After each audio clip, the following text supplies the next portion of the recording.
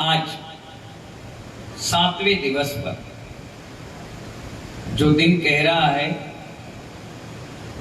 उत्तम तप, तो महानुभाव तप का मतलब क्या होता है? तप का मतलब होता है तपस्या। मन, वचन और काय को एक स्थान पर रोककर, शरीर को रोककर अपने परिणामों को पवित्र बनाने का नाम तपस्या। बिना तपस्या के आचार्य भगवान कहते हैं कोई भी काम संभव है ही नहीं। रानू भाई क्या कहा? बिना तपस्या के कोई भी काम यहां संभव नहीं है। मेरा बोलना भी तपस्या, आपका सुनना भी तपस्या। मैं 1 घंटा बोल रहा हूं, ये मेरी तपस्या है, और आप हमें झेल रहे हो, सुन रहे हो, ये आपकी तपस्या।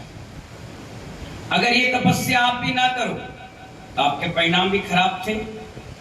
बोलने के माध्यम से सुधर रहे हैं, ये भी आपकी तपस्या। आचार्य कहते हैं एक आसन किया, मौन लिया, तप किया, लेकिन तपस्या के नाम पर तमाशा किया तो ये तमाशा वाली तपस्या यही रह जाएगी। और जो तपस्या मन की नहीं होगी, क्योंकि तपस्या मन से जुड़ेगी तभी अच्छा लगेगा। बेमन कोई काम अच्छा नहीं लगता। कोमल चंद जी, अगर आपके सामने रोटी रखी हो, सब्जी रखी हो और मन करेगा तब तो सूखी रोटी भी अच्छी लगेगी, और अगर मन ना होगा तो अच्छी सट रस मिश्रित भोजन भी होगा तो ऐसा लगेगा क्या मालूम तो धतूरा सा रख दिया। आचार्य भगवान कहते हैं 2 प्रकार की तपस्या है, एक तन की तपस्या काली भाई, और दूसरी मन की तपस्या। तन की तपस्या तो पूरा विश्व कर रहा है, लेकिन मन की तपस्या कौन कर रहा है? विनोद कुमार जी, तन की तपस्या उतनी महत्वपूर्ण नहीं है दीपक भाई जितनी मन की तपस्या है। तन की तपस्या तमाशा बनाती है और मन की तपस्या तन की तपस्या से जुड़ती है तो तीर्थ स्थल का निर्माण करा देती है। आचार्य भगवान कहते हैं तन की तपस्या को मन की तपस्या के तारों से जोड़ दो तो ऑटोमेटिक तुम्हारे हृदय का बल्ब जल उठेगा। तो आचार्य भगवान कहते हैं तन की तपस्या मात्र जीवन को तमाशा बनाती है, और मन की तपस्या अगर जुड़ जाए तो तीर्थ स्थल बना देती है, और वह उत्कृष्ट तप यानी उत्तम तप धर्म कहलाता है। भगवान कह रहे हैं, आचार्य भगवान कह रहे हैं कर्म क्षयार्थ तपयते इति तपः। कर्मों के क्षय के उद्देश्य से की हुई तपस्या ही संपूर्ण तपस्या है, बाकी सब ढोंग और दिखावा है, इसके अलावा कुछ नहीं। इनने एकासन किया, तुमने कर लिया। इनने उपवास किया, हमने कर लिया। उन्हें मंदिर गए, हम भी चले गए। उन्हें 4 पूजा की, हमने 10 कर ली। उन्हें 1 विधान किया, हमने 2 कर लिया। उन्हें 4 शांति धारा की बोली लगाई, हमने 10 लगा ली। ये तपस्या कोई वैल्यू नहीं रखती, क्योंकि तन की तपस्या है।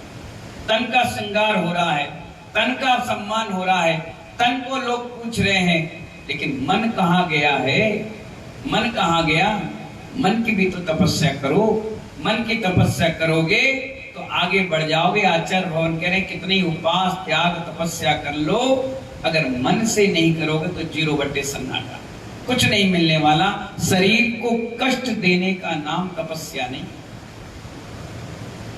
शरीर को कष्ट देने का नाम तपस्या नहीं है, कर्मों को नष्ट करने का नाम तपस्या है। कर्म नष्ट हो नहीं रहे, शरीर को कष्ट दे रहे। उपवास कर लिया 1, 2, 4, 5, 8, 10, लेकिन महानुभाव हो क्या रहा है? क्या हो रहा है? सिर्फ शरीर तो सूख रहा है, मन में कसाय तो आ रही है, विकल्प उत्पन्न हो रहे हैं, गालियां दे रहे, चिल्ला रहे, घर पूरा तहस नहस करके रखा। लोग तुम्हारे बगल में नजदीक में बैठने से डर रहे। क्यों? क्योंकि शरीर कंकाल बन गया है, डरावना बन गया है, लेकिन मन की तपस्या नहीं लगी है। काय की तपस्या लगी? तन की तपस्या लगी है, मन की नहीं। आचार्य भगवान कहते हैं ज्यादा कंपटीशन के चक्कर में मत पड़ो, जितनी शक्ति उतनी भक्ति करो, जितना तुमसे हो पाए उतना करो। अब ये भी नहीं कि महाराज ने कह दिया जितना हो उतना करें, तो दिन भर सोए रहे, दिन भर खाते रहे, पीते रहे, बस हमसे इतना ही हो रहा। नहीं मानव, इस बीच में वट वृक्ष बनने की ताकत है, इसे पहचानने का भी प्रयास करना चाहिए। आचार्य भगवान ये कहते हैं कि अगर किसी ने उपवास किया और आपके सम्मान कर दिया, तो ये मत सोचना कि बहुत बढ़िया अगली बार मैं फिर करूंगा। नहीं, सम्मान तो आपके गुणों का हो रहा है, आपने उपवास किया इसलिए। अगर उपवास ना करो तो कौन तुम्हारा सम्मान करेगा, कौन तुम्हारा गुणगान करेगा। 10 लक्षण पर्व के बाद अगर किसी एक व्यक्ति का भी नाम छूट जाता है तो सारी क्षमावाणी धरी धरी रह जाती है। लड़ मरते लोग, झगड़ जाते हैं, सिर्फ काय के लिए कि हमारा आपने सम्मान नहीं किया। क्यों नहीं किया सम्मान? भूल गए, नाम नहीं छप पाया, दे नहीं पाए, फोटो नहीं लग पाई। जबकि उपवास करने का नाम फोटो छपवाना नहीं है, उपवास करने का नाम मान सम्मान नहीं है, उपवास करने का नाम माइक से अनाउंसमेंट करने का नहीं है। अगर ये सब आप करते हो तो महानुभाव उपवास में क्या हो जाता है? दोष लगना चालू हो जाता है। हाँ, अनाउंसमेंट हो, खूब नाम बोले, लेकिन आपके अंदर कोई विकल्प ना हो, और ना ले तो भी आपके अंदर कोई विकल्प ना हो। कई लोग होते हैं ना 10 उपवास करते हैं, 5 उपवास करते हैं, रत्नात्रय के 3 लगातार उपवास करते हैं, और कोई नाम ख्याति फोटो की इच्छा नहीं होती, और शांति से आ जाते हैं, एक सिरपल चढ़ाकर आशीर्वाद दे जाते हैं। उनका शरीर को कष्ट देने का नाम उपवास नहीं है, उनका कर्मों का नष्ट करने का नाम उपवास। बुद्ध की घटना है, हजारों शिष्यों की सेना उनके पास थी। एक व्यक्ति भी आ गया नया नया, और आकर कहने लगा कि मुझे आप शिष्य बना लीजिए, मैं आपके संग में रहना चाहता हूं। उन्होंने कहा रहो, इतने सारे लोग रहे हैं, तुम भी रहो। जब वो रहने लगा, अब नया नया था, हाईलाइट कैसे हो। कई लोग देखना, जब मैं मंच पे आऊंगा तभी वो मेरे कान में बोलने के लिए आएंगे, जब भीड़ ज्यादा होगी तभी वो मंच के अगल बगल खड़े नजर आएंगे, ज्यादा हो जब कैमरा होगा तभी वो मेरा कमंडल पकड़ेंगे, आएंगे नजदीक। क्यों? क्योंकि उनको शौक है लोग मुझे देखें, मुझे पूछें, मुझे अच्छा लगता है लोग मुझे बोलते हैं, मैं कैमरे में पेपरों में हाईलाइट रहता हूं, अच्छा लगता है। और जिस दिन फोटो नहीं आती है तो 1 करोड़ रुपए का छपा हुआ अखबार भी उसको बेकार हो जाता है। तो बुद्ध की जीवन की घटना है, उसका शिष्य उनके पास आ गया और बैठ गया। उसने देखा 1000 लोगों में मुझे कौन पहचानेगा, मुझसे अच्छे अच्छे पुराने पुराने धुरंधर पढ़े लिखे विद्वान उनके चरणों में डले, उनको कोई नहीं पूछा तो मुझे कौन पूछेगा। तो उसने क्या किया मालूम है? तपस्या चालू कर दी। बुद्ध से आज्ञा ली कि मुझे उपवास करना है, और बैठ गया। 1 दिन हो गए, 2 दिन हो गए, 5 दिन हो गए, 8 दिन हो गए। अब 2-4 दिन तो लोग ध्यान देते नहीं, जब 8-10 दिन हो गए तो उससे लोगों का ध्यान उस पर गया। देखिए कमरे में लेटा हुआ था, पूछे क्या हाल चाल है? ठीक है, कोई दिक्कत तो नहीं, क्या कर लोगे? हम हाथ पैर दबा दें। क्यों दबाओगे? भागो ऐसे, चलो। चिड़चिड़ा सा हो गया। उपवास के बाद अगर आपके मुख से भी ऐसे शब्द निकले तो समझ जाना कि मैंने तन की तपस्या की, अभी मन की तपस्या नहीं की। दूसरा व्यक्ति आया, स्वाभाविक है, समाज में इतने सारे लोग हैं, किसी घर में कुछ दुख पीड़ा होती तो 2-4 लोग पूछने आ ही जाते हैं। संग भी ऐसे ही है, पूछने आ गए, कुछ पानी लगा दें, तेल से सेवा कर दें, हाथ पैर दबा दें, वो और चिड़चिड़ा हो जाए। दरवाजे ना खोलें, किसी से बोले ना, किसी को देखे ना। 15 दिन हो गए, हालत बड़ी खराब, शरीर बड़ा सुंदर लेकर के वो पहुंचा था और कंकाल होने लगा, गाल चिपट गए, आंख धस गई, पेट चिपट गया, और पड़ा रहा, करवट बदलने वाला कोई नहीं, चिड़चिड़ा सा हो गया।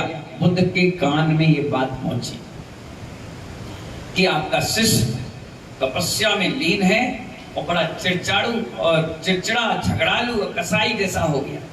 बुद्ध आए अपने शिष्य को देखने के लिए कमरे में आए, आसन लगाए, बैठे, वहां खोलकर देखा, अरे महात्मा जी आए। उन्हें जो भी अभिनंदन बंदन किया और बैठ गया। उन्हें एक ही बात पूछी, आज से पहले तुम क्या थे? नीरू भाई क्या पूछा उन्होंने? आज से पहले तुम क्या थे? बोले मैं वीणा वादक था। वीणा जानते हो?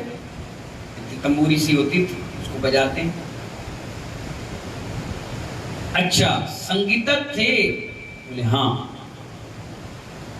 तो बजाते थे तुम? बोले हाँ, इतना सुंदर बजाते थे, सब मंत्र मुक्त हो जाते थे। नंबर 1 गोल्ड मेडलिस्ट था मैं। अरे बहुत बढ़िया।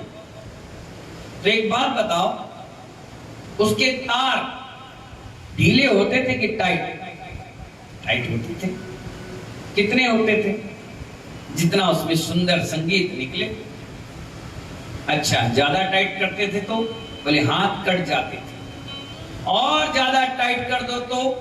बोले आंख बजेगी नहीं। बोले और ज्यादा टाइट कर दो तो? बोले टूट जाएगा। बोले यही तो तुझको समझा रहा हूं कि जितनी तपस्या कर रहे हो इसमें परिणाम खराब ना हो, उतनी तपस्या करो। वीणा के तार उतने टाइट करो, जितना सुंदर संगीत निकले, इतना टाइट मत करो कि टूटकर उसका कोई वैल्यू ना रहे। शरीर से उतनी क्षमता लीजिए, वो शरीर तुम्हारा अगले टाइम तक काम आए। कई लोग आज से दीक्षा की तैयारी करते हैं, एक आसन करेंगे, उपवास करेंगे, नीरस करेंगे, पद विहार करेंगे, शरीर अपना तोड़ लेते हैं और जब निर्गंध साधु बन जाते हैं, अब 1 घंटे सामायिक करना है तो 4 बार आसन बदल लेते हैं। खड़े होकर सामायिक नहीं हो पा रही, चल फिर नहीं पा रहे, विहार नहीं कर पा रहे, उपवास त्याग तपस्या में हाय हाय तौबा तौबा कर रहे। तो बड़े बड़े आचार्य कहते हैं, काय के लिए घर में रह करके अपने शरीर को तोड़ लिया, आज साधु बनते तो महानुभाव वो शरीर आज काम आता। जिसने शरीर का सुख नहीं भोगा वो मोक्ष का सुख कभी नहीं भोग सकता। क्या कहा मैंने? जिसने शरीर का सुख नहीं भोग पाया वो कभी मोक्ष का सुख नहीं भोग पाएगा। वहां भी ब्रज वृषभ नाराज सैनन जिसके हाथ में होगा वही व्यक्ति मोक्ष जा सकता। तुम तो वहां के अगल बगल भी भटक नहीं पाओगे, क्योंकि तुम्हारा सहनन ही इतना कमजोर है। अभी यहां बैठे हो बिल्कुल नॉर्मल हो, जैसे ही धूप में निकले तुरंत छींक, घर में गए ठंडा पानी पिए तुरंत बीमार, कोई दवाई खा ली तुरंत रिएक्शन, कोई ऐसा चीज खा लिया कि आपको दस्त और डायरिया हो गया। क्यों? क्योंकि आपका ब्रज वृषभ नाराज सैनन नहीं है। और जिसका ये सैनन होता है वो कहीं भी चले जाए, किसी मौसम में चले जाए, कैसे कुछ खा पी ले, उसको कोई भी आपत्ति विपत्तियां नहीं होती। इसलिए तो आचार्य कहते हैं कि उतनी तपस्या करो जो मन की तपस्या के साथ चलती रहे। मन खराब हो कर रहा, पूजा के लिए मंदिर गए, किसी ने टेबल आपकी हटा दी, वही गुस्सा करने लगे, किसी ने द्रव उठा ली, वही लड़ाई झगड़ा कर ली, किसी ने तुमसे पहले अभिषेक कर लिया, उसी से लड़ लगे, झगड़ गए, स्वाध्याय सुनते सुनते नींद आने लगी, लड़ गए, झगड़ गए, वाद विवाद चल गया और उसके बाद कहने लगे हमने 10 उपवास किए। आचार्य कहते सब बेकार। दाल और चावल तुम्हारे सामने रखा था और तुम बड़े चाव से भूखे प्यासे थे और उठाए और एक कौर लिया, चबाया, बहुत अच्छा लगा, बहुत बढ़िया। दूसरा कौर लिया, बहुत बढ़िया। और तीसरा जैसे ही पहले में थोड़ा लिया था उसके बाद थोड़ा और लिया, तीसरे में अच्छा हाथ भर के तुमने मुंह में डाला और एक कंकड़,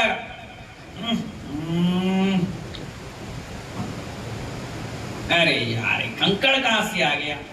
ऐसी तपस्या करते करते अचानक से कसाय आ गई तो मुंह का स्वाद जब बिगड़ जाता है तो मन का स्वाद भी ऐसे बिगड़ जाता है। ये तपस्या में छेद हो गया, पुण्य में छेद हो गया। अब कितनी बड़ी तपस्या करोगे, लोग कहेंगे बताओ इतना गुस्सा करते क्या मतलब है। इसीलिए तो एक सूक्ति कही, जितने तपस्वी उतने ज्यादा क्रोधी। अक्रोध ना रहा हो तब समझना हमारी तपस्या बढ़िया है। विश्व शाम सागर जी महाराज को देखिए, हम कितनी बार उनसे बोलते हैं, करते हैं, कभी गुस्सा नहीं करना। ऐसे भव्य जीव बहुत अच्छी समाधि संलेखना को प्राप्त होते हैं। कसाय, आज की कसाय को दबाकर क्षय करके चलोगे तब अंत समय में भगवान बनने के लिए कदम बढ़ पाएंगे। आचार्य भगवान कहते हैं एक दुकानदार भी बहुत बड़ी तपस्या करता है। कई दुकान ऐसी है जहां पर खड़े खड़े रहना पड़ता है 8-8 10 घंटे, वो उसकी तपस्या है। एक किसान 4 महीने खेत की तपस्या करता है। एक शिक्षक साल भर स्कूल में तपस्या करता है। एक अदालत में जज और वकील भी तपस्या करते हैं। एक डॉक्टर हॉस्पिटल में मरीज के साथ महीने 2 महीने रहकर तपस्या करता है। एक ड्राइवर 2 घंटे 4 घंटे 6 घंटे की तपस्या करता है, तब आपको पहुंचाता है। एक उद्योगपति 8-8 10 साल के बाद बड़ा आदमी बनता है, उसकी भी बहुत बड़ी तपस्या है। वैज्ञानिक प्रयोगशाला में साल 2 साल 5 साल लगा देते हैं, 12 साल लगा देते हैं। पता इसरो वालों को चंद्रयान 3 भेजने के बाद सफलता मिली, कितने साल उनको लग गए तपस्या करते हुए। महानुभाव महिलाएं भी चौके में जाकर तपस्या करती हैं। ये सब लोग जितने तपस्या कर रहे हैं, ये तपस्या व्यर्थ नहीं जाएगी, बस आपका उद्देश्य अभी सही नहीं है। आपके उद्देश्य अपनी इच्छा पूर्ति की है, इसीलिए तपस्या आपकी उतना पुण्य नहीं देगी। बस इसी तपस्या को हम बिना इच्छा पूर्ति के करते हैं, इसलिए कष्ट नहीं होता, वो कर्मों का नष्ट करने का काम आता है। दुकानदार कर रहा है, क्यों कर रहा है? पैसे कमाने के लिए। किसान क्यों कर रहा है? अनाज कमाने के लिए। डॉक्टर क्यों कर रहा है? अपने मरीज को बचाने के लिए नहीं कर रहा, पैसे कमाने के लिए। विद्यार्थी पढ़ लिख कर अच्छा इंसान बनने के लिए। चौके में महिलाएं आहार देने के लिए। तो हर व्यक्ति का एक उद्देश्य है, एक पूर्ति है, इच्छा पूर्ति। इसी के कारण ये तपस्या परसेंटेज में कम हो जाती है। और दिगंत साधु जो तपस्या करते हैं वो बिना इच्छा पूर्ति के, इसीलिए वो तपस्या 10 गुना उनको फल दे जाती है। 12 प्रकार की तपस्या होती है, 6 बाहर की होती है और 6 अंतर की। प्रायश्चित मांगना भी एक बहुत बड़ी तपस्या है। क्या कहा मैंने? प्रायश्चित मांगना भी एक बहुत बड़ी तपस्या है। हमसे गलती हो जाए और हम उसको गिल्टी फील कर लें और कहें कि नहीं हमसे गलती हुई है, हमें आप प्रायश्चित दे दें, ये भी आचार्य कहते हैं बहुत बड़ी तपस्या है। इसलिए 12 तपों में एक तप प्रायश्चित लेना भी लिखा गया है। आचार्य भगवत हर हफ्ते बैठते हैं, शिष्यों से पूछते हैं, हाँ भाई प्रायश्चित लो अपने अपना, चलो बताओ। सारे शिष्य सबके सामने अपनी पूरी बातें बोलते हैं। आज हमसे चींटी मर गई, आज हमने इससे गुस्सा कर दिया, आज चौके में हमसे सामान गिर गया, आज हमसे पानी ज्यादा यूज हो गया, आज हम प्रतिक्रमण 10 मिनट लेट हो गए, आज समाइट में आधा घंटा लेट हो गया, आज हम माला नहीं फेर पाए, आज मैंने एक पेन एक्स्ट्रा ले लिया, आज मैं नींद आ गई। आचार्य कहते चलो 11 माला फेरो, ठीक है। और शिष्य भी बड़ा होशियार, ठीक है गुरुजी 11 माला फेरेंगे। कल अगर फिर गलती हो गई, फिर प्रायश्चित लो। जितना लेते रहोगे पानी उतना छनकर प्योर होता रहेगा, और नहीं लोगे तो उसमें काई और कीड़े जम जाएंगे, ना यूज करने का रह गया, ना पीने का रह गया, सिर्फ और सिर्फ उसको फेंकने का रह गया। ऐसे ही हमारी आत्मा में प्रायश्चित रूप तपस्या है। उस तपस्या को जिसने कर लिया समझो सब कुछ जीत लिया। आचार्य भगवान कह रहे हैं बिना तप के कुछ ना हुआ है, ना कभी हो सकता। गप के तो हो जाएगा, लेकिन बिना तप के नहीं हो सकता। आप देख लीजिए आचार्य कामदेव बाहुबली को, किसी जन साहब तुम कितनी देर खड़े रहोगे दोनों पैर पर? 4, 5, 6 घंटे, और ज्यादा तो 12 घंटे। और यही 12 घंटे हम तुमसे कहें नवीन बाबू एक पैर पर खड़े हो जाओ, तो कितने देर खड़े रहोगे? आधा घंटा, 15 मिनट, 1 घंटा। और मैं कहूं साहिल डॉक्टर अब ना 2 पैर में ना 1 पैर में, 1 अंगूठे में पूरे शरीर को लेकर खड़े हो जाओ, मुश्किल से मुश्किल 10 सेकेंड। आप क्या तपस्या करोगे? जो तपस्या के लिए तुम यहाँ पर आकर के मुकुटमाला और फोटो खिंचवाते हो, क्या तपस्या करोगे? देखना है तपस्या। बाहुबली कामदेव को देखो, पूरा शरीर 525 धनुष का, सोच लीजिए 2100 हाथ का शरीर, कितना विशाल। और ऐसा विशाल शरीर और एक अंगूठे में खड़े रहे 1 साल तक, तुम क्या तपस्या करोगे? हल्का सा पसीना निकल जाए, हल्का सा भूख लग जाए, हल्का सा ये मैट चुभने लग जाए, कहीं थक जाओ मंदिर तक जाते जाते, सोचो कितना शिथिलाचार तुम्हारे अंदर आ गया। सोचो कामदेव बाहुबली एक अंगूठे पर खड़े रहे 1 साल 365 दिन 24 घंटे। बामी बन गई सांपों की, बेले लपट गई शरीरों पर, चिड़ियों कौओं ने घोंसले बना लिए कान में, तन में कोई मतलब नहीं थी, क्योंकि उनकी तन के साथ साथ मन की तपस्या थी। और तुम्हारी तन की तपस्या। मुनिराज बैठे, आया चीन और देखता रहा। मुनिराज आंख बंद करके बैठे, देखता रहा, देखता रहा, देखता रहा, निहारता रहा, निहारता रहा, निहारता रहा, और उड़कर आया अपने पंजों से, अपने मुख से उनकी आंख नोच कर चला गया।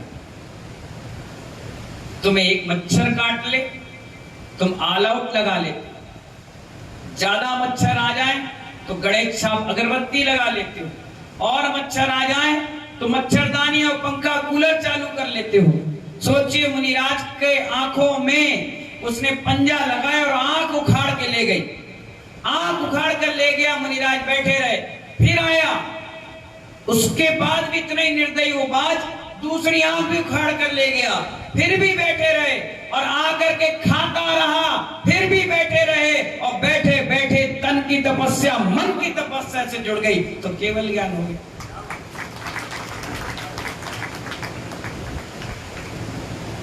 मां घर में पैक करके रखी है।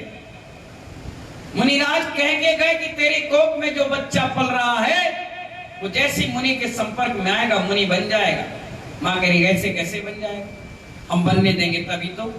दरवाजे बंद, कांच की कोठरी, रत्नों के प्रकाश में आदमी रह रहा, और अचानक से एक दिन खिड़की खुल गई और मुनिराज सुबह सुबह सुप्रभात स्तोत्र पढ़ रहे थे। यत सर्गावत रोसवे यद भव जन्माभिषेको सवे, यद दीक्षा गहनोत्सवे यद खिला ज्ञाना प्रकाशो सवे, यद निर्माण कमोत्सवे जिनपते पूजा उत्तम तद्भवे, संग स्तुति मंगले परस्ता में सुप्रभातो सव। ये आवाज पहुंची कहां पे? कई किलोमीटर दूर जंगल में बैठ के मुनिराज पढ़ रहे थे, और वायुमंडल से आवाजें धीरे धीरे उस व्यक्ति के कान में पड़ी। उसने अपने लोगों से पूछा ये कौन है जो इतने सुंदर मधुर कंठ से इतना सुंदर स्तोत्र पढ़ रहा है? उन्होंने कहा कोई मुनिराज हैं, कोई हैं जो सुबह सुबह इस स्तोत्र को पढ़ते हैं। बस इतना सुनते ही अपनी पत्नियों की साड़ी को बांधकर नीचे जमीन पर चल गया, जिसे राई और सरसों का दाना शरीर में चुभता था, जिसके लिए कमल के पत्तों में रखकर उबले हुए चावल को रात भर भिगोकर उबाल कर रखा जाता था, जिनके दाढ़ों पर चावल भी छिल जाते थे, ऐसा व्यक्ति साड़ी पकड़कर उतरकर नंगे पैर उनके पास पहुंच गया। जहां जहां पैर रखे वहां वहां खून के लत्थे बन गए, और जाकर दीक्षा ले गया। मां देख रही है और आकुल व्याकुल होकर के मर गई। स्याली भरकर 3 दिन तक कच्चा खाती रही, और मुनिराज तपस्या में लीन रहे। तन की तपस्या नहीं थी महानुभाव, काय की तपस्या थी? मन की तपस्या थी। मन को जीत लिया था तन के साथ साथ, इसीलिए देखते देखते वो स्याली देखती रही और उन्हें केवल ज्ञान हो गया। क्या गजब की साधना! सोच लीजिए, आप और हम तो उनके नाखून के बराबर, मैल के बराबर भी हम तपस्या नहीं करते, और ऐसे छाती ठोक कर घूमते हैं कि हम भगवान हैं। ये तो सब बेकार की मूर्तियां रखी हैं। आप क्या तपस्या करोगे? मंदिर आना तो गाड़ी, प्रवचन सुनने आना है तो 4 बार आदमी बोलेगा तब तुम आओगे। उपवास करना है तो 2 दिन पहले ठूस कर खाओगे। शाम के भी 12 बजे पानी पियोगे कि 12 बजे के बाद का हमारा त्याग है। ठंड लग जाए तो 10 कपड़े ओढ़ लोगे, गर्मी लग जाए तो सारा व्यवस्था एयर कंडीशन बना लोगे। खाने भी मन पसंद चीज मिल जाए, हर चीज वैरायटी से मिले। नमक कम हो जाए तो थाली फेंक दो, ज्यादा आ जाए तो गुस्सा कर जाओ। सोचिए निर्गंत साधुओं को कितनी बड़ी तपस्या करते हैं, अंजलि खोलकर खड़े हो जाते, जो तुम दे तो चुपचाप लेकर आ जाते। आचार्य भगवान कह रहे हैं जितने भी महापुरुष हुए हैं महानुभाव, वो बिना तपस्या के नहीं बन पाए, क्योंकि बिना तप के वो कभी भी भगवान बन ही नहीं सकते। तपना तो पड़ेगा ही पड़ेगा। दूध होता है और दूध में घी भी होता है। क्या होता है? लेकिन घी ऐसी दूध से निकाल लोगे, क्या करना पड़ेगा? पहले बर्तन गर्म करना पड़ेगा। बर्तन यानी शरीर। जब वो गर्म होगा तो दूध गर्म होगा, जब दूध गर्म होगा तो मलाई जमेगी, जब मलाई जमेगी फिर उसे गर्म करना पड़ेगा, जब वो गर्म होगी तब जा करके घी निकलेगा। तुमने सोचा कि गाय जाए दूध लाएं और दूध से ही पूरा चीज हो जाएगा? नथिंग, नेवर, कभी नहीं हो सकता। तपस्या तो करनी पड़ेगी। इसलिए आचार्य भगवान कहते हैं जब मन में संसार, शरीर और भोगों के प्रति विरक्ति भाव आ जाए, ऊब जाए, संयम में हम डूब जाएं, तब जाकर हमारी तप की तपस्या क्रिया प्रारंभ होती है। इसलिए कल संयम था, आज तप है और कल त्याग है।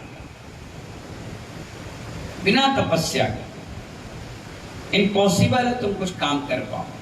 पूजा भी एक प्रकार की तपस्या है कि आपने अपने मन को उतनी देर रोक रखा सांसारिक विचार वासनाओं में। इसलिए आचार्य कहते हैं ये भावना होनी चाहिए कि मुझे तपस्या करना है, पर ये भावना नहीं होनी चाहिए कि मैं तपस्या करूंगा तो मुझे समाज के लोग गाड़ी में बैठाकर, बग्गी में बैठाकर, हार मुकुट शॉल पहनाकर और चांदी का सिक्का और गिफ्टें देकर के मुझे घुमाएं। अगर इस हिसाब से तपस्या कर रहे हो तो आप अपना पुण्य यहीं खत्म कर रहे हो, अगले भाव में नहीं मिलने वाले।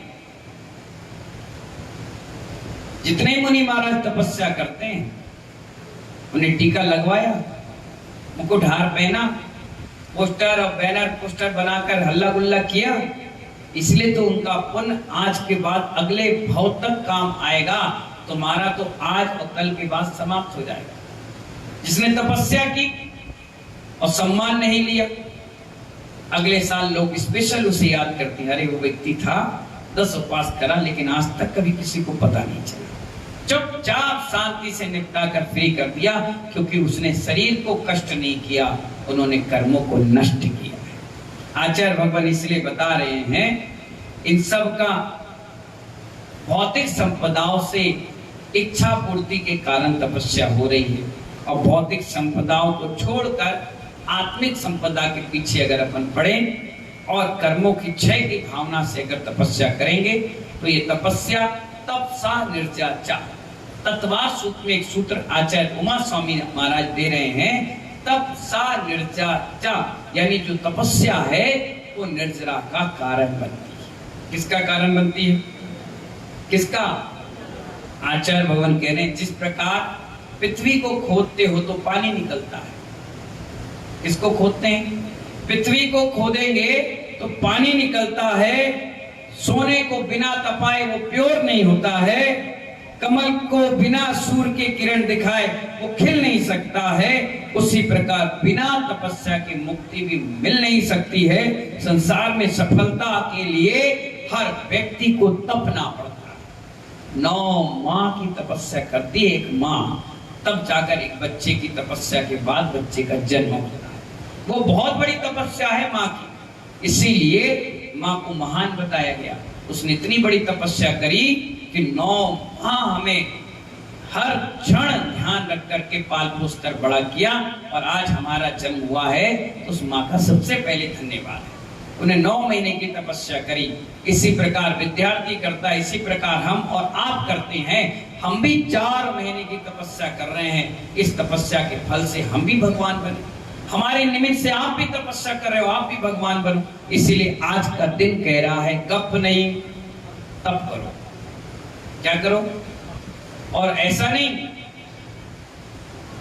कि तप के नाम पर सोने लग जाओ या ढोंग करने लग जाओ। नहीं, आचार्य भगवान कहते हैं तुम इतने पाप भी नहीं कर पाओगे कि 7वें नरक चले जाओ, और इतना पुण्य भी नहीं कर पाओगे कि तुम मोक्ष चले जाओ। पंचम स्वर्ग खुला है इस पंचम काल में, और तीसरा नरक खुला है इस पंचम काल में।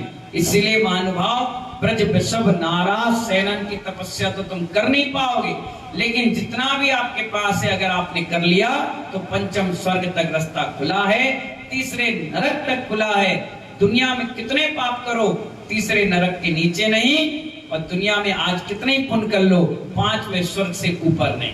इसलिए आप इतनी तपस्या करिए कि पंचम स्वर्ग में जाइए, और वहां से आने के बाद सीधे मुनि बनकर मोक्ष जाते हैं। ऐसी मंगल भावनाओं के साथ जितने भी हमारे मुनिराज हैं वो तपस्या के बल पर ही हैं। आज अगर आपका सम्मान है तो इन मुनियों की तपस्या के कारण। अगर मुनिराज तपस्या नहीं करते, केशोंझ नग्न रहना, एक टाइम भोजन, पद विहार और लकड़ी के पाटे में सोना, ब्रह्मचर्य का पालन, ये तपस्या है। इसी के कारण तो आप अपने बाप को नहीं खिला रहे, लेकिन मुनिराज को खिलाने के लिए दूर दूर चौका लेकर जा रहे, भाग रहे, पीछे भाग रहे। लाखों रुपए की बोलियां उनके चरणों को धोने के लिए दे जाते हो, उनकी आरती के लिए लाखों रुपए दान कर जाते हो, उनके पैर पढ़ करके अपने मस्तक से लगा देते हो, शास्त्र दान उनको पढ़ने के लिए देने के लिए लाखों रुपए की बोली खर्च करते हो। क्यों? क्योंकि उनकी तपस्या है। क्या है? अभी पंचम काल है, हीन सैनन है, फिर भी महानुभाव हीन सैनन के कारण तपस्या आज के समय में कम कर रहे हैं। लेकिन ये नहीं है कि तपस्या नहीं कर रहे हैं, 24 घंटे उनका साधना ही सबसे बड़ी तपस्या। मन को साधे हैं, किसी से मांग के तो नहीं खा रहे, किसी को गुस्सा तो नहीं कर रहे, किसी को कुछ बोल तो नहीं रहे, शांति से अपनी तपस्या में लगे हैं। यही सबसे बड़ा उपकार इस जैन समाज के लिए, सभी समाजों के लिए है। आज का दिन कह रहा है तप सा निजरा जा, तप के साथ निजरा करें। ऐसी मंगल भावना के साथ जय बोले उत्तम तप धर्म की